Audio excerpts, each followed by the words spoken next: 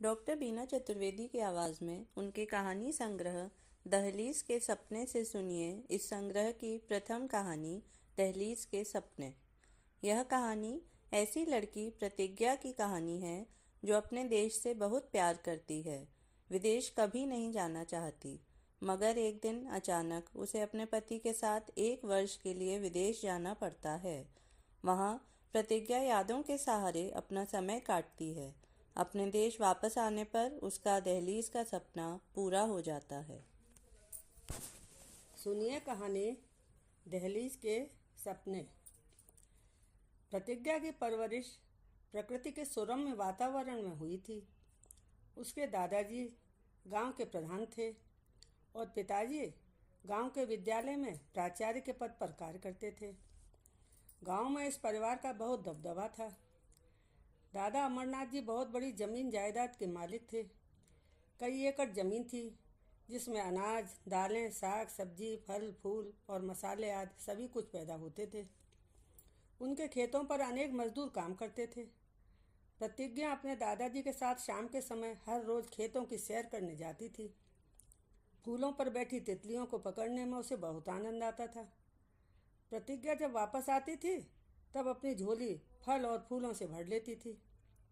घर आने पर झोली में भरे हुए फूलों को वह हवेली के दरवाजे पर बिखेर देती थी और फलों को पानी से धोकर मज़े से खाती थी।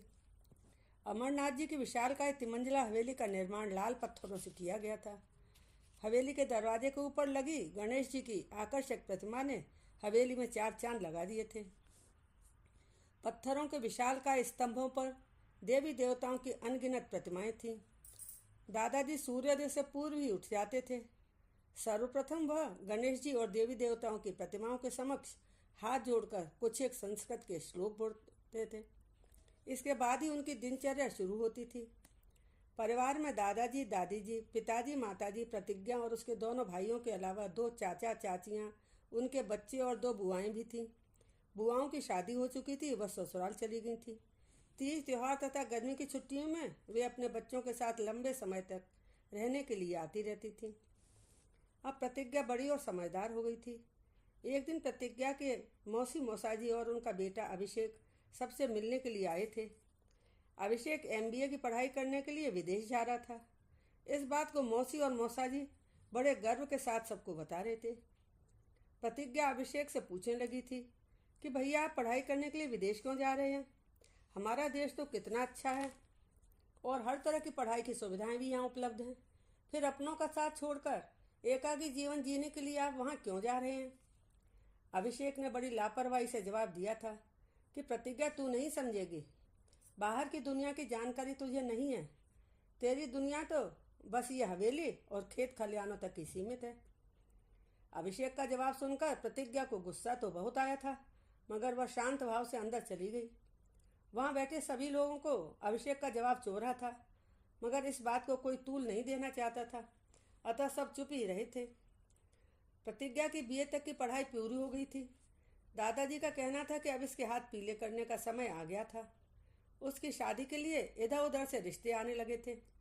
कुछ ऐसा संयोग होता था कि जो भी रिश्ता आता था पता चलता कि लड़का विदेश में सम्माननीय पद पर कार्य करता है।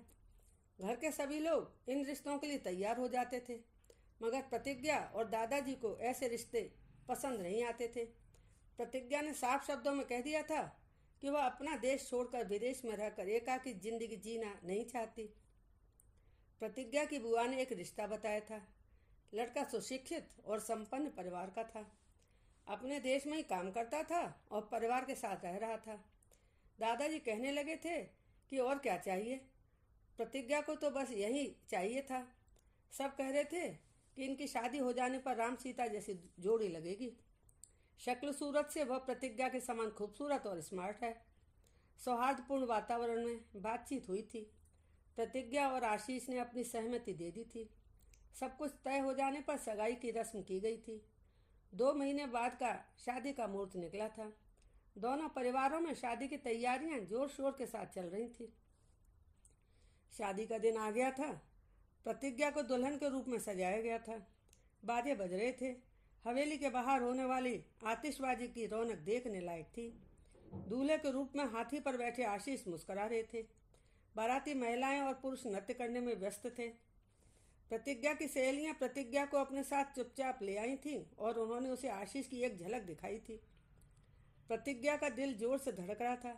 उसी समय बुआ और मौसी की आवाज़ प्रतिज्ञा के कानों में पड़ी थी। वे पूछ रही थी कि प्रतिज्ञा कहाँ है। उसे शीघ्रता के साथ मंडप में बैठाना है। दूल्हे की एक झलक दिखाने के लिए उसकी सहेलियां कहीं उसे अपने साथ तो नहीं ले गई। बुआ और मौसी की आवाज़ सुनकर प्रतिज्ञा वहाँ से भाग कर आई और कमरे में पलंग पर बैठ गई थी। बुआ जी प्रतिज्ञा का हाथ पकड़कर मंडप में ले गई थी। दुल्हन के रूप में सजी प्रतिज्ञा मंडप में आंखें नीचे किए बैठी थी। उसका रूप सौंदर्य अप्रतिम था। आशीष मंडप में आ गए थे। शादी की रस्में शुरू हो गई थी। कुछ समय पश्चात फेरे पड़ने लगे थे। महिलाएं गीत गा रही थी। सहेलियों के द्वारा विदाई के गीत गाए जाने पर प्रतिज्ञा की आंखों में आंसुओं का समुद्र उमड़ पड़ा था। अगले दिन ब्रह्म मुहूर्त में प्रतिज्ञा की विदाई हो गई थी। प्रतिज्ञा ससुराल आ गई थी। आशीष को पति के रूप में पाकर प्रतिज्ञा बहुत खुश थी। परिवार के लोग प्रतिज्ञा को बहुत लाड प्यार के साथ रख रहे थे। एक शाम ऑफिस से आने पर चाय पीते हुए आशीष ने बताया था कि कंपनी से आदेश आया है कि उसे 1 वर्ष के लिए शीघ्र ही विदेश जाना होगा। यह सुनकर सब आशीष से कहने लगे कि फालतू की मजाक अच्छी नहीं लगती, सबका चाय का जायका क्यों खराब कर रहा है। आशीष ने दुखी होकर कहा कि वह मजाक नहीं कर रहा था, वह स्वयं भी परेशान था, मगर जाना तो होगा ही। आजकल की लड़कियां विदेश जाने की बात से बल्ली उछलने लगती हैं। उनकी खुशी का ठिकाना नहीं होता। मगर प्रतिज्ञा का विदेश जाने की बात सुनने के बाद से रो रो कर बुरा हाल था। विदेश के नाम से ही उसे कांटे चुभने लगते थे। अब उसे आशीष के साथ विदेश जाना होगा और वह भी पूरे 1 वर्ष के लिए। प्रतिज्ञा को ऐसा लग रहा था मानो समय के पंख लग गए थे। इनके जाने का समय शीघ्रता से आ गया था। आज दोनों अपना देश और अपनों को छोड़कर जा रहे थे। परिवार के लोग 2 गाड़ियों में बैठकर इन दोनों को छोड़ने एयरपोर्ट तक गए थे। विदेश पहुंच जाने के बाद आशीष सुबह ऑफिस चले जाते थे। घर वापस आने का कोई निश्चित समय नहीं था। प्रतिज्ञा के लिए अकेले दिन काटना मुश्किल हो जाता था। उसके लिए विदेश में रहने की अवधि मात्र 1 वर्ष न होकर 365 दिन थे, जबकि उसके लिए एक एक पल बिताना भारी होता था। प्रतिज्ञा यादों के सहारे अपना समय काट रही थी। वह हर समय यादों का खजाना खोल कर बैठी रहती थी। पीछे छूट गई यादों को जब समेटने लगती तब न मालूम कितने चेहरे, कितनी घटनाएं और उसकी अटकेलियां उसे पीछे खींचने लगती थीं। प्रातःकाल में उगते हुए सूर्य को हवेली के झरोकों से देखना उसे बहुत अच्छा लगता था। पीली चादर ओढ़े सरसों के खेतों का अलौकिक सौंदर्य, गांव की पगडंडियों पर मदमस्त होकर गायन करने वाले अबोध बालकों की मस्ती और हवेली के बाहर बड़े मैदान पर उछल कूद करते हुए मस्त होकर नए नए खेल खेलना, न मालूम कितनी मधुर स्मृतियां थीं। समय कब व्यतीत हो जाता था पता ही नहीं चलता था। बचपन की उन यादों को क्या कभी भुलाया जा सकता है। बचपन की अनगिनत स्मृतियों को प्रतिज्ञा जब भी कुरेदने की कोशिश करती थी तब वह स्वयं को प्रफुल्लित महसूस करती थी। गांव की भीनी भीनी खुशबू, दादी, ताई, माँ, चाची, बुआ, मौसी और अनगिनत बहनों के साथ जिए स्नेहपूर्ण सुखद पलों की यादें ही तो विदेश में उसके जीने का सहारा बने हुए थे। उन रिश्तों की मिठास को वह हर पल महसूस करती थी। माँ का फोन आया था। उन्होंने प्रतिज्ञा को बताया था कि मौसी मौसाजी आए थे, बहुत दुखी थे। उन्होंने बताया था कि अभिषेक ने विदेश में अपनी पसंद की विदेशी लड़की से शादी कर ली थी। महीनों हो जाते हैं वह फ़ोन तक नहीं करता। उसने मौसी मौसाजी से नाता तोड़ लिया था। कह रहे थे कि उन्होंने कितने अरमानों के साथ अभिषेक को विदेश भेजा था, भविष्य के लिए कितने सपने देखे थे, सब मिट्टी में मिल गए थे। बुढ़ापे का सहारा छिन गया। वह लोग रात दिन उसे याद करते हैं, मगर उसने इन लोगों को भुला दिया था। प्रतिज्ञा सोच रही थी कि अभिषेक ने ऐसा कैसे और क्यों किया था। रात के 10 बज गए थे। आशीष अभी तक ऑफिस से नहीं आए थे। शाम को उनका फ़ोन आया था। कहा था, प्रतिज्ञा आज घर पहुंचने में विलम्ब हो जाएगा, तुम खाने पर मेरा इंतजार मत करना, खाना खाकर सो जाना।